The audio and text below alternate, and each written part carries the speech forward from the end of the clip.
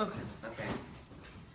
Cats in everyday Egyptian life. In this speech, I'm going to talk about the everyday life of cats in ancient Egyptian history and how the Egyptians worshipped them.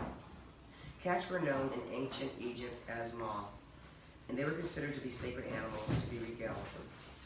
By analyzing the DNA of modern cat species still living, it is believed that cats originally domesticated in the Middle Eastern subspecies of wild cat approximately 10,000 years ago in an area known as the Fertile Crescent. Thousands of years later, the Egyptians of Upper and Lower Egypt started a religion which centered on the worshiping of cats and other animals. These furry little critters were praised for their ability to catch and kill deadly snakes such as a cobra, and the domesticated cat became a symbol of grace and poise. One of the Egyptian goddesses, Mafet, a deification of execution and justice, had the head of a lion. There was a cat goddess, Bast, also known as Bastet, who eventually replaced Mafet. This is an image of Bastet. As a result, the image of Bast was softened and then became known as a deity representing motherhood and fertility. Since cats were so revered in Egyptian society and religion, some cats upon their death were mummified, just like their human companions. These mummified cats were meant to be offering for the deity Bast. To drive this point home, an Egyptian farmer discovered a tomb containing mummified cats and kittens. Another discovery near the city of Beni Hassan had contained the mummified bodies of 80,000 cats dating back before 1000 BC. And here's an example of a mummified cat.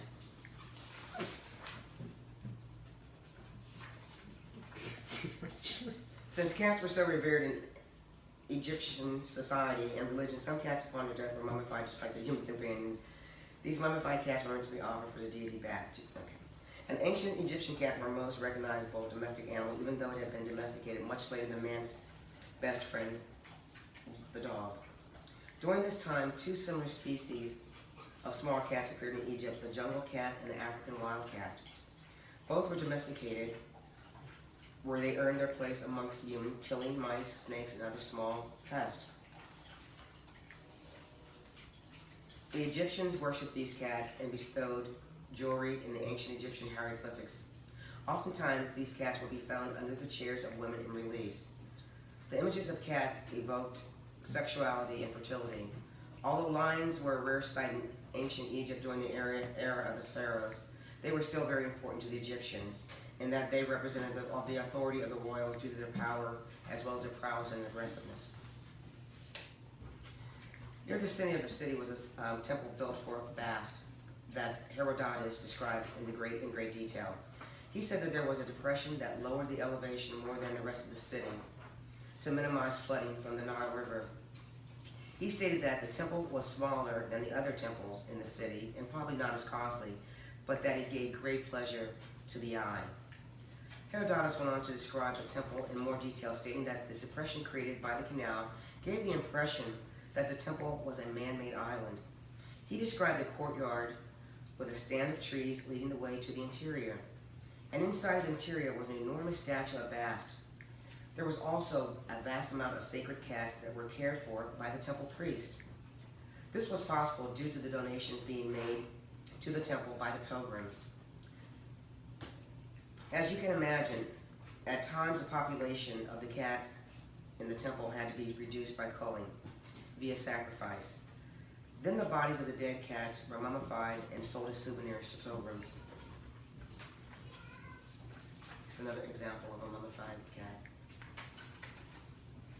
The city, Babadis, became a hub for merchants of all sorts, including artisans who had thousands of bronze amulets for depicting cats and kittens. These amulets were sold to the pilgrims who visited the city and its temple. These amulets were used by women praying to Bast who wished to become pregnant. The women did this in hopes of having the same number of children as kittens that appeared in their amulets. There were even an annual festival for Bast held in the city, which was very popular with people in attendance from all over Egypt. During this time, it was noted that Herodotus that Cats who died anywhere in Egypt were often taken to Barbados to be mummified and buried in a cemetery there in what was called the Great Cemetery. However, it must also be noted that a Swiss Egyptologist named Edouard Duval discovered burial pits approximately 720 cubic feet with remains of cats that had apparently been cremated.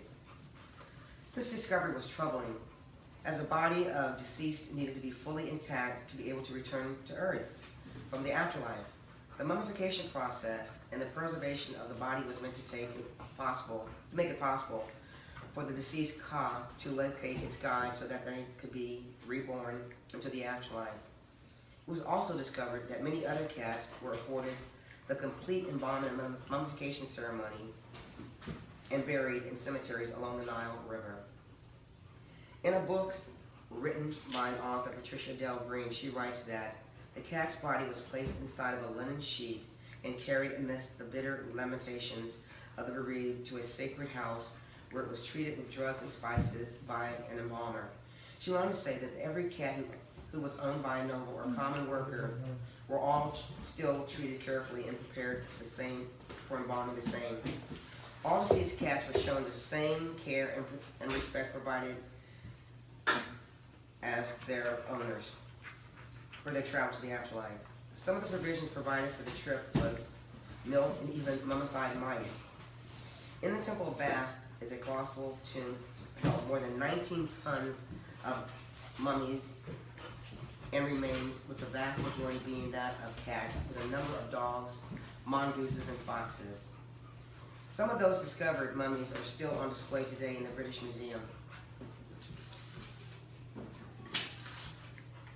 This would be an example.